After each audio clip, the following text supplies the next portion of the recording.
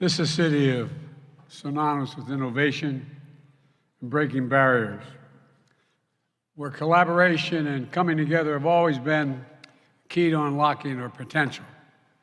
It's a city that has been shaped by centuries of deep ties to the Asian Pacific region by contributions of people of Asian and Pacific Island heritage. So San Francisco is a natural place to gather to innovate and collaborate for the 2023 APEC Summit, the CEO Summit, and all the events that are taking place this week. And I want to thank everyone who's made this week possible, especially those serving in APEC's Executive Secretariat, APEC Business Advisory Council, the National Center for APEC, and so many others. Today, 21 APEC economies make up more than 60% of the global GDP. We're almost half the global trade. The Asian Pacific is projected to be the largest contributor to global growth over the next 30 years. So, the vision we pursue for the economic future of our region will rebound far beyond the Asian Pacific. The choices we make are going to matter, it's not hyperbole to suggest, for the entire world. It's up to us to harness the dynamism of our economies and tap the entrepreneurial spirit of our people and unleash the potential, the unlimited potential of our partnerships in order to realize a future that will benefit people not only in the Asian Pacific region, but the whole world. And I mean that sincerely. People everywhere. A future where prosperity is shared and is inclusive, where workers are empowered and their rights are respected.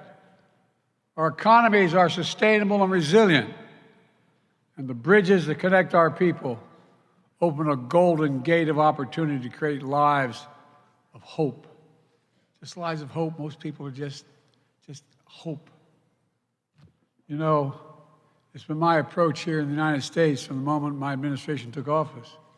We're building an economy from the middle out and the bottom up. Trickle-down economy worked okay sometimes, but not a whole lot trickled down on my dad's kitchen table. But when the middle class does well, the poor have a chance and the wealthy still do very well. Because what happens, the poor have a ladder up, the middle class and the wealthy still do well. Folks, we're already seeing the results. The last quarter, the American economy grew 4.9%, the highest growth rate in 2 years. More people in the United States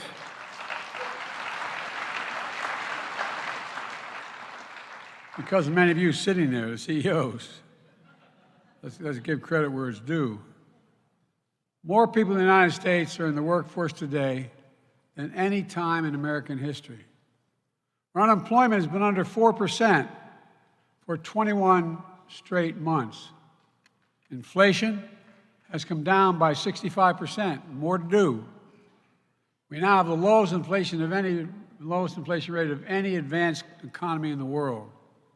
Meanwhile, median household wealth has grown by 37% in real terms since before the pandemic. I acknowledge there's a disconnect between the numbers and how people feel about their place in the world right now. We can deal with the second part as well. We still have work to do, but our model for growing is delivering real results for all Americans. Significant Black unemployment, Latino unemployment, et cetera. The strength of our economy is driving growth and spurring investment throughout our region. And again, because of many of you sitting in front of me made those judgments. And it's drawing investments to the United States, especially from Asian Pacific economies. Since the start of my administration, companies from across the Asian Pacific have invested over $200 billion in the United States. These are historic investments, creating literally tens of thousands of good-paying jobs. We're 14 million created just since we came to office. All across America in industries that are going to shape the future of this globe. Semiconductors, electric vehicles, batteries, critical materials, hydrogen hubs, and other critical emerging technologies.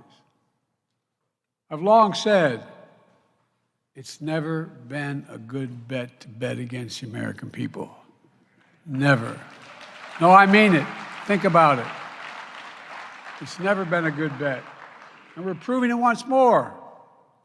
So my message to all of you here today is, leaders of government and industry, you can count on the United States. We're delivering on our promises, and we're doubling down on our progress. And we'll soon be your strong and steady partner as we continue working together to realize the Asia-Pacific region that is free and open, prosperous and secure, resilient and connected. By the way, twice since I've been president, I've had the leaders of the Asia-Pacific islands come and meet with me in the United States. They're all part of it. I thought when I left the G20 and Vietnam desperately wanted to see me and raise the relationship, it brought me back when I stood in front of that monument to John McCain. All my days growing up, I never thought that would ever occur. Today, I'd like to talk a little about the work we've done in the region to get there and how we're going to go about seeing this road forward. I've said for a long time, the United States is a Pacific power. I had that brief discussion yesterday with President Xi. He had asked me before, I reminded him, why we were so engaged in the Pacific. It's because we're a Pacific nation. And because of us, there's been peace and security in the region, allowing you to grow. He didn't disagree. By the way, it was a very good, straightforward meeting. We aren't going anywhere. For decades, America's enduring commitment to the region has been a springboard that's enabled growth, transformative growth, ensured the open flow of commerce, lifted millions of people out of poverty. Today, that relationship goes both ways. The United States remains vital to the future of the region, and the region is more vital than ever to the United States of America. It's been my administration's outlook from day one, and we have clearly laid out our approach with our Indo-Pacific strategy. We're delivering across the board, including when it comes to our shared economic agenda. The United States has deep ties with our fellow APEC economies. More than 60% of U.S. exports go to fellow APEC economies. Robust two-way investment between the United States and APEC countries supports good jobs and new opportunities all across the region. And American businesses, significantly represented here in this auditorium, are the largest source of foreign direct investment in the APEC economies. In fact, if we take just the U.S. companies represented here at this summit and look at their new investments in APEC economies in the calendar year, it totaled more than $50 billion so far. Investments announced today from companies like Amazon, United, Delta, Microsoft, to make sure our region is more inclusive and interconnected.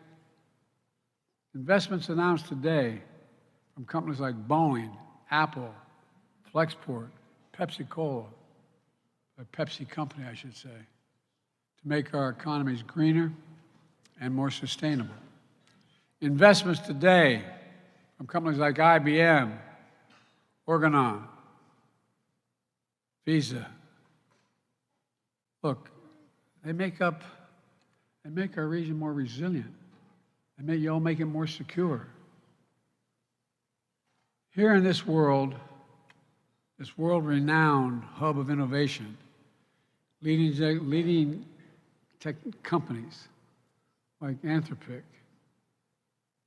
and I'm going to mispronounce. I'm not going to even try. It's better not to try and not mispronounce than try and mispronounce.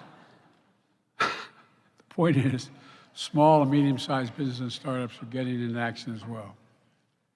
All the announcements translate into real outcomes that matter to people's lives. They're proof that a strong, dynamic American economy is an engine of growth economic growth and innovation throughout the entire region. And they're testament to the fact that American investment and American ingenuity are in high demand all across the region. Because when you do business with the United States and our companies, you know what you're getting. High standards, fair practices, protections for workers, world-class ideas and innovation, and a commitment to deal with the environment. Finally, it's a quality guarantee. Look, this is how we've been able to mobilize billions in investment, including major new announcements this morning through our Partnership for Global Infrastructure and Investment. We also work closely to deepen our bilateral economic cooperation with partners throughout the region, especially on the issues that will most impact our future economic success. For example, in September, when I traveled to Vietnam, as I mentioned earlier, to mark a historic new phase in our partnership of our countries, we committed to work together to strengthen the semiconductor supply chain. With India, Japan, Republic of Korea, and Singapore, we've launched new initiatives to shape the technologies and standards that will transform the future. We've deepened economic partnership with the Philippines, Indonesia, Australia, and others. We've renewed and elevated our engagement with critical regional bodies, including the ASEAN and Pacific Islands Forum. And when we offered to host APEC 2 years ago, we committed to modernizing this institution to make it easier for us to work together as we take on the challenges of a new era, and there are many challenges. We're going to see more changes in the next 10 years than we've seen in the last 50 years. That brings me back to the summit and where we go from here. The world is fundamentally different than it was 30 years ago at the first annual APEC leaders meeting at Blake Island in Washington State. The questions we must answer today are not about how much we trade, but about how we build resilience, lift up working people, reduce carbon emissions, and set up our economies to succeed over the long run. How to deliver growth from the bottom up and the middle out so no one gets left behind. And the idea behind this new Indo-Pacific economic framework, a partnership among 14 diverse and dynamic nations, all committed to tackling urgent issues like pandemic response, vulnerable supply chains, climate change, natural disasters, which we've learned can gravely impact our economies. We've announced the framework in May of 2022, and later today we're launching an important new tool to promote sustainable economic growth and create a race to the top, not the bottom. There are tangible commitments negotiated in record time that are going to deliver meaningful outcomes to make supply chains more resilient, facilitate clean energy transition, and fight corruption.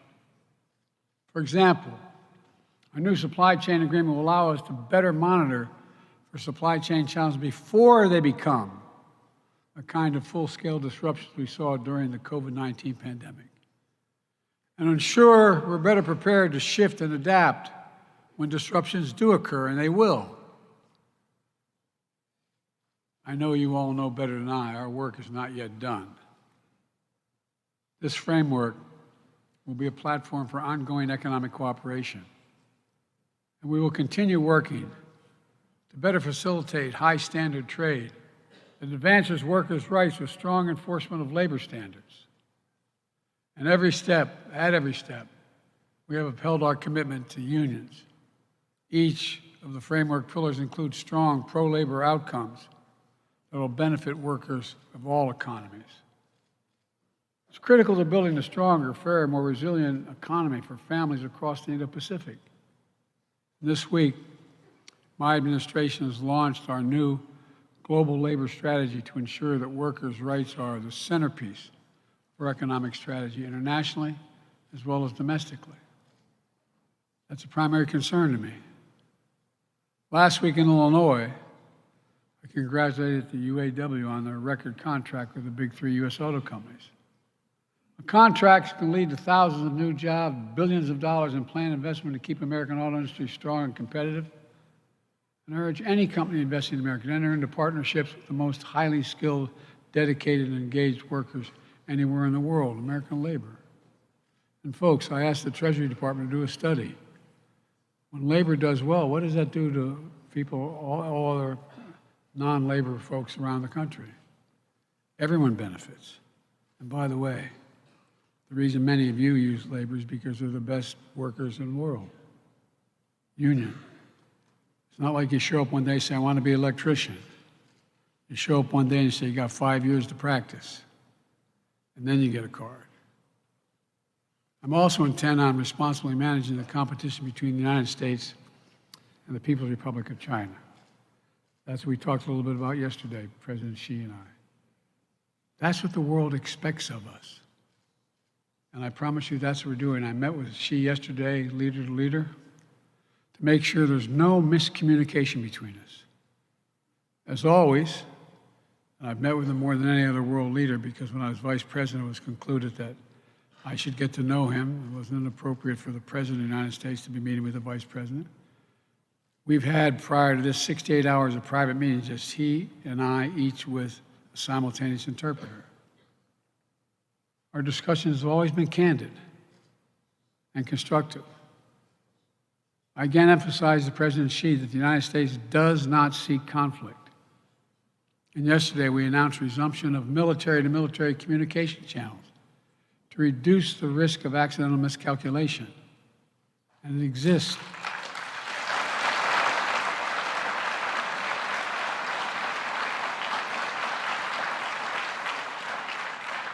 This is not, as my generation would say back in the day, this is not all kumbaya, but it's straightforward. It's straightforward.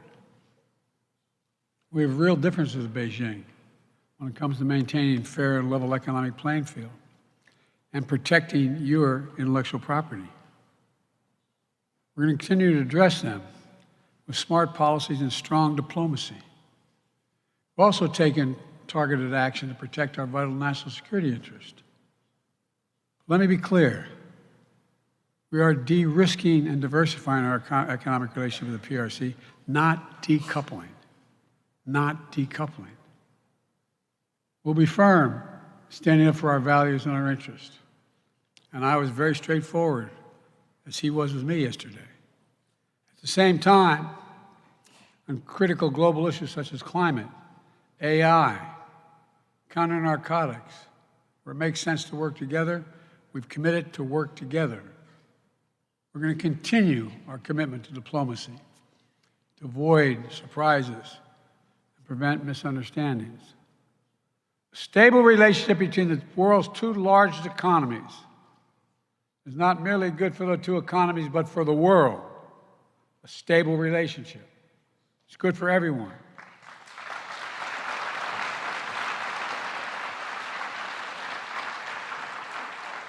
Let me close with this. The leader's statement from that first Blake Island summit 30 years ago captured a shared commitment to, quote, deepening the spirit of community, end of quote, among our economies.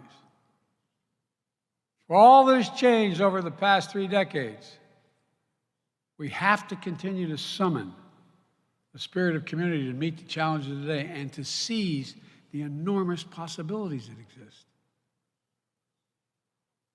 My staff is tired of hearing me say this for the last, I don't know how many years. The world is at an inflection point where the decisions we make today, this is not hyperbole, are going to shape the direction of the world for decades to come. For decades to come. Just think of AI. That's particularly true in the Asian Pacific, where so much of the future of our world will be written. And I would argue each of us has a part to play in writing that future together. So today,